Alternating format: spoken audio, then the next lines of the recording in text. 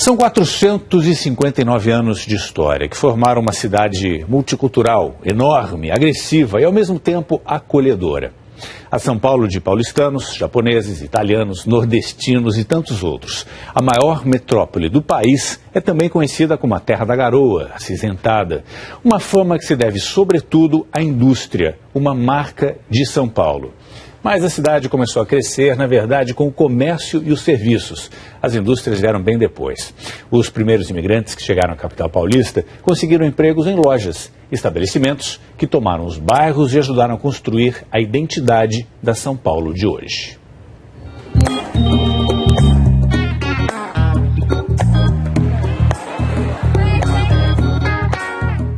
Como livros numa biblioteca, os sapatos são minuciosamente organizados em imensas estantes. E o freguês é tratado à moda antiga. Um de cada vez, a gente não atende dois aqui. É mais calmo, mais paciência com o cliente, entendeu? É aconchegante, os vendedores são muito solícitos, eu adorei. Foi com esse jeito de fazer negócio que, muito antes da chegada da indústria, a capital paulista começou a enriquecer. A Rua 15 de Novembro foi referência para o comércio de São Paulo durante mais de um século. Foi assim até o fim da década de 1930, quando principalmente as lojas mais elegantes começaram a migrar para endereços mais badalados. Era o fim do ciclo da 15 de Novembro, mas outros começaram. Um deles, bastante importante, teve início a 2 quadras daqui. A 25 de março ganhou força com o comércio popular. As lojas chiques foram na direção contrária, mas sem criar raiz. A mudança era no ritmo e no caminho do crescimento da cidade.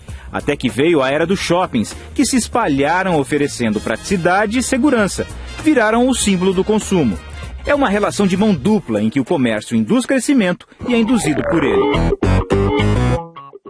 Vão se conjugando uma série de fatores e o comércio vai indo junto. Por onde ele passou, ele alterou, né? Ele geralmente eram os espaços de usos residenciais, ele vai se consolidando, né? Vão se tornando espaços de comércio, vão se valorizando, se tornam os imóveis mais caros e até hoje é essa a lógica, né?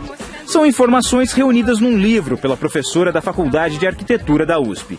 Nele são contadas as transformações da atividade comercial em São Paulo ao longo de 200 anos. No século XIX eram 730 lojas, a maioria de portugueses.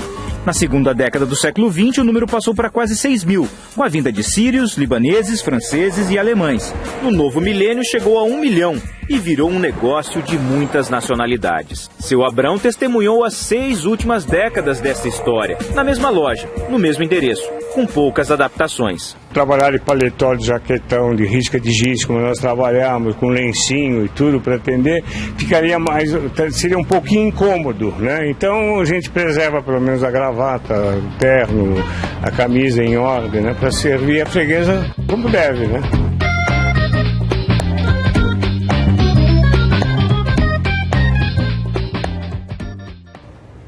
Vamos lá para São Paulo falar com o Doni Denucci. Oi, Doni, boa noite. Quando a gente pensa em São Paulo, na verdade é tudo mega. Dá para traduzir a importância da cidade de São Paulo em números?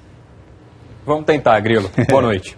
Que a cidade de São Paulo é grande, financeiramente importante, a capital dos negócios do país, isso todo mundo já sabe. Mas vamos dar uma olhada nas cifras, na numerália, que ajuda a entender tudo isso. São Paulo tem 90 mil eventos por ano. Isso equivale a 1 a cada 6 minutos. A cidade recebe 12 milhões de visitantes todos os anos. De cada 2, 1 vem para cá a negócios. As famílias da cidade de São Paulo gastam em média mensal, com consumo, o mesmo que todas as famílias do estado do Rio de Janeiro juntas, ou mais de 2 vezes o consumo das famílias de toda a região norte. 63% das multinacionais instaladas no Brasil e 17 dos 20 maiores bancos estão aqui. E se a cidade de São Paulo fosse um país, seria a 36ª maior economia do planeta, à frente de Portugal e Finlândia, e praticamente empatada com o Chile. Esses são alguns dos dados, Grilo.